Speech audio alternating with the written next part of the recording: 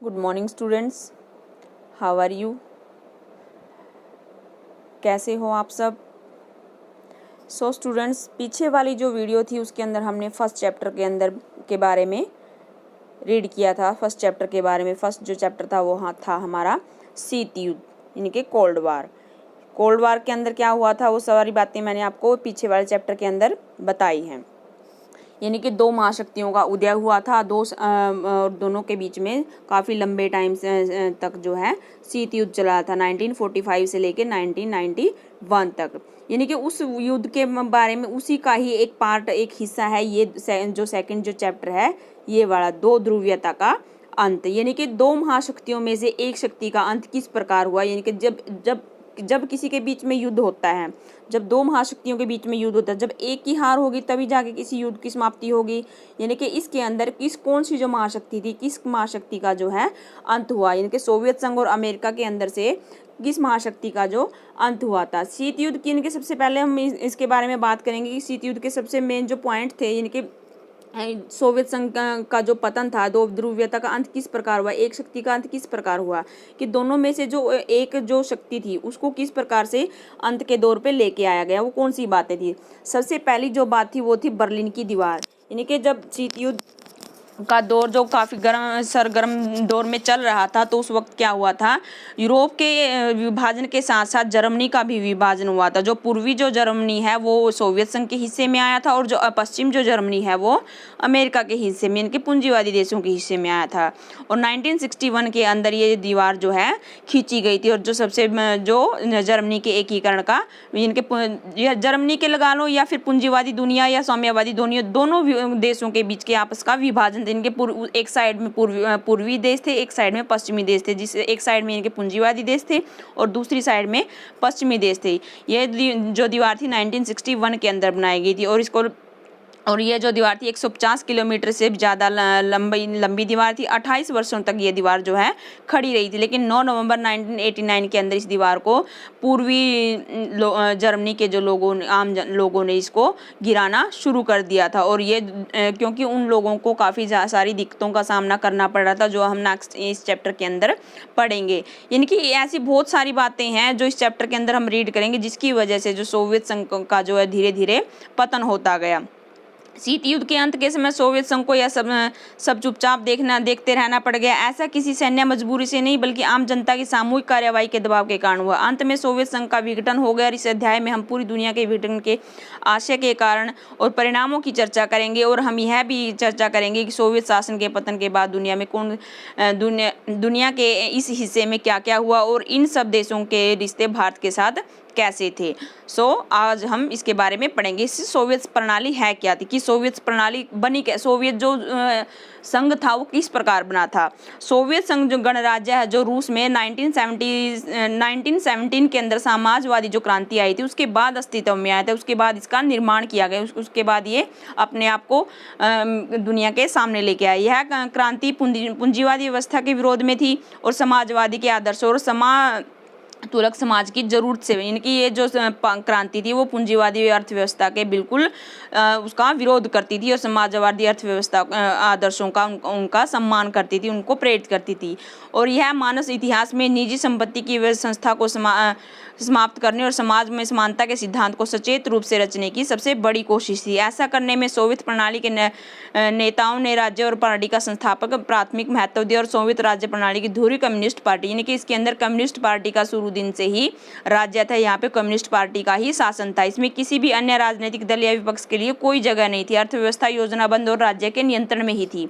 दूसरे विश्व युद्ध के बाद पूर्वी यूरोप के देश सोवियत संघ में अंकुश में आ गए थे, और सोवियत सेनानी ने फांसीवादी ताकतों के चंगुल से बता दिया। कि दूसरे विश्व युद्ध के बाद पूर्वी जो यूरोप था, जो कि सोवियत संघ के हिस्से में, सोवियत संघ पूर्वी यूरोप के जो देश थे वो सोवियत संघ के हिस्से में आ गए थे। उन्होंने फांसीवाद जो ताकत थी उनसे उनको चंगुल कराया था, और वहाँ पे हर तरीके से हर जो इन देशों के अंदर जो है राजनीतिक, सामाजिक और व्यवस्था जो है सोवियत संघ की प्रणाली के तर्ज पर ढाला गया था। यानी कि सोवियत प्रणाली के अकॉर्डिंग ही वहाँ पे सारा अर्थव्यवस्था व्यवस्था, सारा राज्य व्यवस्था वहाँ पे स्थापित की गई थी। इन्हीं समाजवादी खेमों के देशों या दूसरी दुनिया के देश इनको कहा जाता है। ये जो समाजवादी जो देश थे, यानी कि जो पूर्वी जो यूरोप के जो देश थे, इन्हीं को ही दूसरी दुनिया के देश कहा जाता है। ये जो क्वेश्चन है वो काफ़ी 1 मार्क्स के अंदर आ सकता है कि दूसरी दुनिया के देश किन्हें कहा जाता है। यानी कि पूर्वी जो यूरोप के जो देश थे जिनको सोवियत संघ ने फांसीवादी के चंगुल से छुड़वाया था, उन्हीं को दूसरी दुनिया के देश के नाम से जाना जाता है। दूसरे विश्व युद्ध के बाद सोवियत संघ महाशक्ति के रूप में उभरा। अमेरिका को छोड़ दे तो सोवियत संघ की अर्थव्यवस्था शेष विश्व की तुलना में कहीं ज़्यादा विकसित थी। यानी कि दूसरे विश्व युद्ध के बाद जब सोवियत संघ महाशक्ति के रूप में उभरा, अमेरिका को छोड़कर, यानी कि अमेरिका के अलावा जो सेकंड नंबर पे जो महाशक्ति थी वो थी सोवियत संघ, जैसा कि हमने पीछे भी इस चैप्टर के अंदर पढ़ा है। और उसके पास विशाल ऊर्जा संसाधन था, खनिज तेल, लोहा इस्पात और मशीनरी उत्पाद थे। सोवियत संघ के दूर दराज के इलाके भी आवागमन की सुव्यवस्था और विशाल प्रणाली के आपस में जुड़े हुए थे। यानी कि वहां पर जो सुव्यवस्था, वहां पर सड़कों की व्यवस्था और आपस में आने जाने और व्यापार की व्यवस्था इतनी अच्छी थी कि जैसे बहुत दूर तक जो लोग आपस में जुड़ के एक दूसरे से व्यापार करते थे। उपभोक्ता उद्योग भी बहुत उन्नत था। पिन से लेकर कार तक वहाँ पे हर उत्पादन बनाया जाता था। हालांकि सोवियत संघ के उपभोक्ता उद्योग में बनाने वाली वस्तुएं गुणवत्ता के लिहाज से पश्चिमी देशों से के स्तर की नहीं थी। यानी कि वो जो उपभोग, यानी कि वहाँ पर जो चीज़ें बनाई जाती थी उनकी जो कीमत है वो पश्चिम के देशों से कहीं कम थी, लेकिन वो फिर भी अपनी सारी चीज़ों को अपने ही देश के अंदर बनाते थे। लेकिन सोवियत संघ की सरकार ने अपने सभी नागरिकों के लिए एक न्यूनतम जीवन स्तर सुनिश्चित कर दिया और सरकार बुनियादी ज़रूरत की चीज़ें, जो हर एक इंसान के ज़रूरत की चीज़ें होती हैं, हर एक नागरिक की ज़रूरत की चीज़ें होती हैं, वो स्वास्थ्य सुविधाएँ हैं, चाहे बच्चों की शिक्षा है, वो देखभाल है, या लोक कल्याण की अन्य जो रियायती चीज़ें हैं वो काफ़ी उनको मुहैया कराती थी। बेरोजगारी बिल्कुल भी नहीं थी। और मिल्कियत, यानी कि वहाँ पर जो राज्य था वो बिल्कुल हर चीज़ जो है राज्य के नियंत्रण में रहती थी। बहरहाल सोवियत सरकार प्रणाली पर नौकरशाही का जो शिकंजा है वो कसता चला गया था। यानी कि सोवियत संघ की जो प्रणाली है उसके ऊपर नौकरशाही का शिकंजा वो कसता चला जा रहा था। यह प्रणाली सत्तावादी होती गई और नागरिकों का जीवन कठिन होता चला गया। और वहाँ पर जो है नागरिक, यानी कि आम जो जनता है वो बहुत ज़्यादा परेशान रहने लगी। लोकतंत्र और अभिव्यक्ति की आज़ादी नहीं होने के कारण लोग अपनी असहमति जो है अक्सर चुटकुलों और कार्टूनों में व्यक्त करने के लोकतंत्र की अभिव्यक्ति का मीन्स क्या हुआ कि वहाँ पर आज इतनी आज़ादी, यानी कि अपने आप को इतना वो लोग स्वतंत्र ना मानते हुए कि वो अपनी बातों को व्यक्त करने के लिए जो कवि है वो अपनी कविताओं में लिखते थे, और जो कॉमेडियन है वो अपने चुटकुलों के अंदर वो कार्टून बनाकर अपनी बातों को व्यक्त करते थे। सोवियत संघ की अधिकांश संस्थाओं में सुधार की जरूरत थी और सोवियत संघ के में एक दल यानी कम्युनिस्ट पार्टी का ही शासन था, क्योंकि जब से जो सोवियत संघ सत्ता में आया, यानी कि अपने अस्तित्व में आया था, तब से ही वहाँ पे कम्युनिस्ट पार्टी का ही शासन था और बहुत ही लंबे टाइम से वहाँ पे कम्युनिस्ट पार्टी का ही शासन चलता आ रहा था।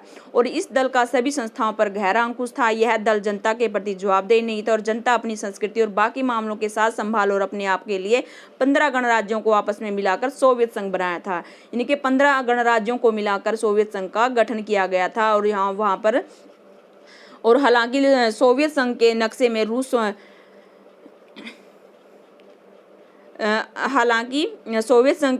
रूस संघ के 15वें गणराज्य में से एक था, लेकिन वास्तव में रूस का हर एक मामले में प्रभुत्व था और अन्य क्षेत्रों में अक्सर जनता उसकी उपेक्षित और महसूस करती थी।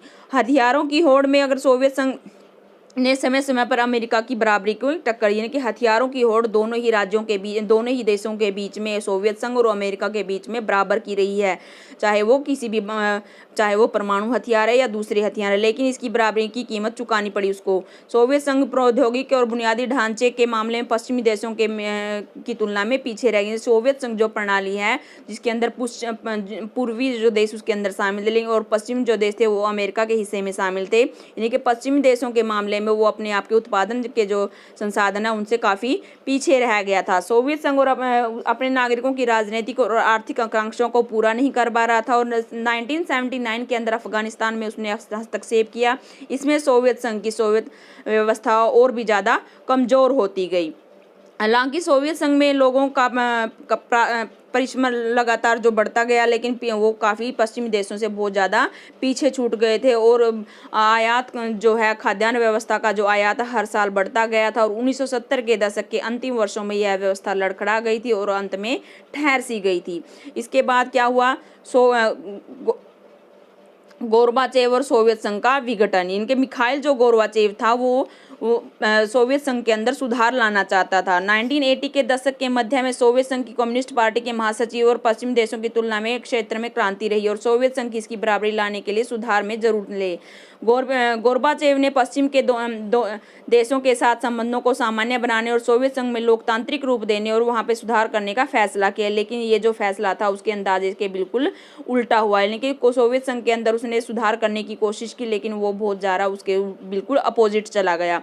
पूर्वी यूरोप के देश सोवियत संघ के हिस्से में थे और इन देशों की जनता ने आपसी सरकारों और सोवियत नियंत्रण का विरोध करना शुरू कर दिया था। गोर्बाचेव के शासक रहते सोवियत संघ ने ऐसी गड़बड़ियों में उस तरह का हस्तक्षेप कभी नहीं देखा था जो अतीत में हुआ था। पूर्वी यूरोप की साम्यवादी सरकार एक के बाद एक गिरती गई, क्योंकि वहाँ के जो लोग थे, वहाँ के जो जनता, वो बहुत ज़्यादा दुखी हो चुकी थी सोवियत सरकार से। सोवियत संघ के बाहर हो रहे इन परिवर्तनों के साथ साथ अंदर भी बहुत ज़्यादा संकट वहाँ पे गहराता जा रहा था। इससे सोवियत संघ के विघटन की गति और ज़्यादा तेज होती गई और गोर्बाचेव ने देश के अंदर आर्थिक और राजनीतिक सुधारों और लोकतांत्रिक की नीति चलाई और इन सुधार नीति को कम्युनिस्ट पार्टी के नेताओं के द्वारा विरोध किया गया। गोर्बाचेव जो है वहाँ पे सोवियत संघ के अंदर सुधार करके उसके पतन को रोकना चाहता था, लेकिन कम्युनिस्ट पार्टी के जो नेता थे उन्होंने बहुत ज़्यादा इसका विरोध किया और 1991 के अंदर तख्तापलट भी हुआ और कम्युनिस्ट पार्टी से जुड़े गर्मपंथियों ने इसे बढ़ावा दिया था।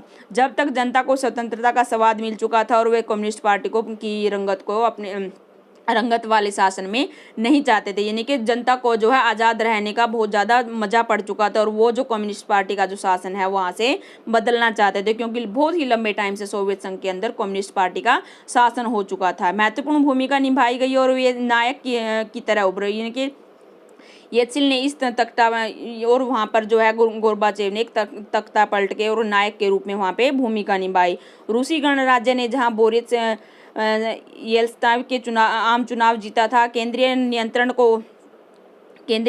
को मानने से इनकार कर दिया और सत्ता मास्को के गणराज्य की तरफ खिसकने लगी। ऐसा खासकर सोवियत संघ के उन भागों में हुआ जो ज़्यादा यूरोपकृत थे और अपने आप को संप्रभु राज्य मानते थे। आश्चर्यजनक तौर पर मध्य एशियाई गणराज्यों ने अपने स्वतंत्रता की मांग नहीं की और वे सोवियत संघ के साथ ही रहना चाहते थे। सन 1991 के अंदर दिसंबर में येल्त्सिन के नेतृत्व में सोवियत संघ के 3 बड़े गणराज्य रूस और यूक्रेन बोल्शेविक सोवियत संघ की समाप्ति की घोषणा की और कम्युनिस्ट पार्टी प्रतिबंध हो गई और पूर्ववर्ती गणराज्यों ने पूंजीवादी और लोकतंत्र का अपना आभार, यानी कि वहाँ पर जो साम्यवादी जो गणराज्य था उसको छोड़कर उन्होंने पूंजीवादी या लोकतंत्र को अपना आधार बना लिया था।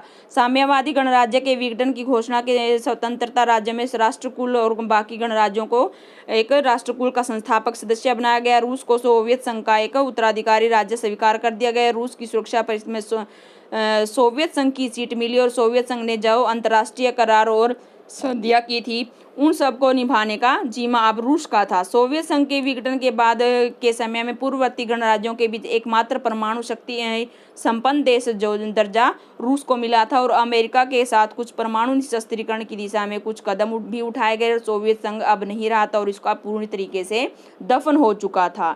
तो इस तरीके से वो ऐसी बहुत सारी बातें हुई थी जिसकी वजह से सोवियत संघ का विघटन हुआ था और 2 ध्रुवीयता का अंत हुआ था। सो स्टूडेंट्स, आज हमने इस चैप्टर के अंदर जो बातें पढ़ी हैं उनके अंदर से आपने जो वेरी शॉर्ट क्वेश्चन आंसर हैं वो फाइंड आउट करने हैं और बहुत ही क्लियर और साफ साफ इसके अंदर से नोट्स बनाने हैं। और नेक्स्ट वीडियो के अंदर हमने पढ़ेंगे कि सोवियत संघ का विघटन क्यों हुआ था। So thank you and have a nice day.